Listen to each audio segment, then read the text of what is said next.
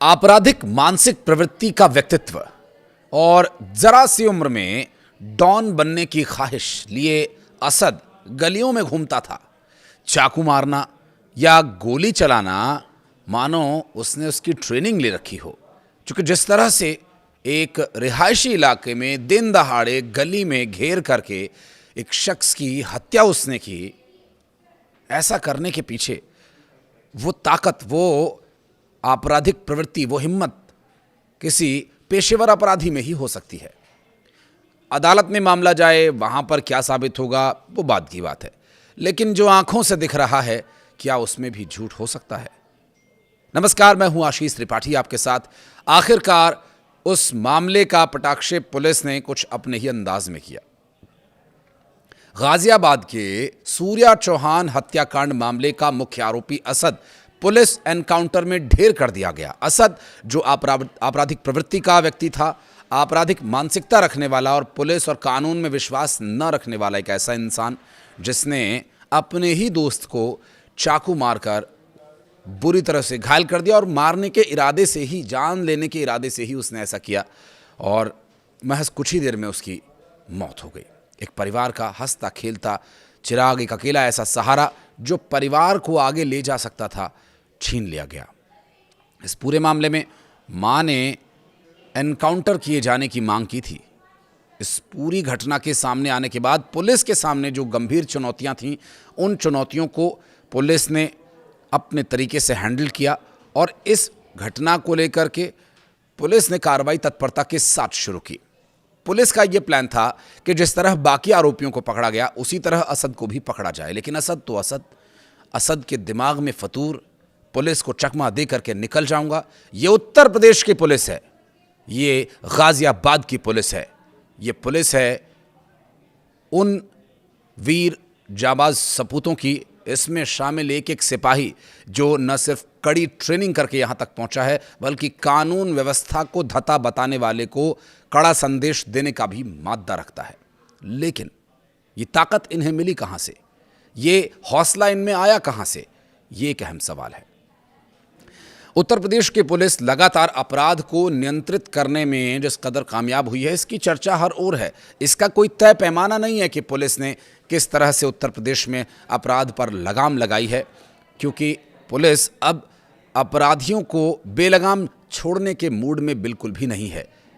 उस वक्त हुआ क्या था, चलिए वो आपको बताते हैं। दरअसल इंदिरापुरम पुलिस जो कि तलाश कर रही थी असद की, उन्हें ये सूचना मिली कि असद कुछ रुपए लेने के लिए अपने दोस्त के पास जा रहा है। वहाँ से वो रुपए लेकर के शहर छोड़ने की फिराक में था। उसका साथी जो मौके से भाग खड़ा हुआ, उसकी भी तलाश की जा रही है। पकड़े गए आरोपियों के साथ क्या होगा इस पर भी आगे बात करेंगे। लेकिन पुलिस रात के समय जब असद को पकड़ने के लिए पहुंची और उन्हें ये पता चला कि इंदिरापुरम के अभय खंड क्षेत्र में वो मौजूद है, पुलिस ने उसकी घेराबंदी की, तो वो पुलिस पर ही फायरिंग करके भागने की कोशिश करने लगा। बाइक असद का दोस्त चला रहा था और असद पीछे बैठा हुआ हाथ में हथियार लिए उत्तर प्रदेश पुलिस को चकमा देने की फिराक में था। उसने जो फायरिंग की, क्योंकि पुलिस तो उसे पकड़ने के इरादे से आई थी, पुलिस को यह अंदाजा भी नहीं था कि असद इस तरह की हरकत करेगा।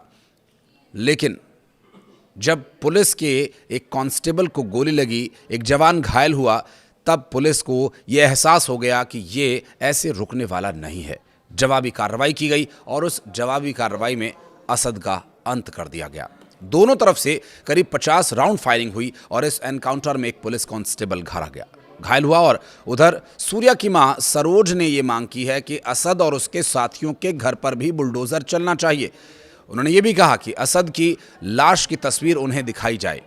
वहीं सूत्रों के मुताबिक जानकारी ये मिली कि असद शहर छोड़ने की फिराक में था, लेकिन उससे पहले ही गाजियाबाद पुलिस और इंदिरापुरम पुलिस का एक जॉइंट ऑपरेशन शुरू हुआ असद को पकड़ने के लिए।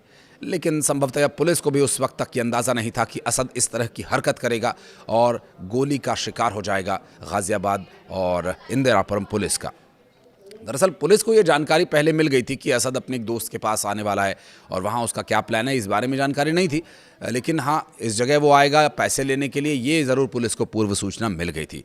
पुलिस ने उसकी घेराबंदी की और एक साथी के साथ जब वो बाइक पर आता दिखाई दिया तो पुलिस ने उसे रुकने का इशारा किया। पुलिस का दावा यह है कि रुकने के बजाय असद ने पुलिस पर ही फायरिंग शुरू कर दी। जवाबी कार्रवाई में पुलिस ने भी असद पर फायरिंग की और इस मुठभेड़ में एक पुलिस कांस्टेबल के चोट लगने घायल होने का भी मामला है। हालांकि बाइक चला रहा असद का साथी कहां भाग गया ये तो अभी तक स्पष्ट नहीं हो पाया, लेकिन उसकी तलाश की जा रही है। पुलिस लगातार उसके लिए भी प्रयास कर रही है। उधर पुलिस को मौके से पिस्टल और बाइक भी बरामद हुई है। उत्तर प्रदेश के गाजियाबाद में बकरीद के दिन 17 वर्षीय एक छात्र सूर्या की हत्या करने के बाद से फरार चल रहे आरोपी असद को पुलिस ने एनकाउंटर में ढेर कर दिया। रविवार तड़के इंदिरापुरम के अभय खंड में हुई मुठभेड़ में असद को मार गिराया गया। खोड़ा और इंदिरापुरम पुलिस ने मिलकर के संयुक्त अभियान को अंजाम दिया, जिसमें एक कांस्टेबल भी घायल हुआ। बता दें कि कक्षा 11 में पढ़ने वाले सूर्या की मां और उनकी बहन ने आरोपियों का एनकाउंटर किए जाने की गुहार लगाई थी।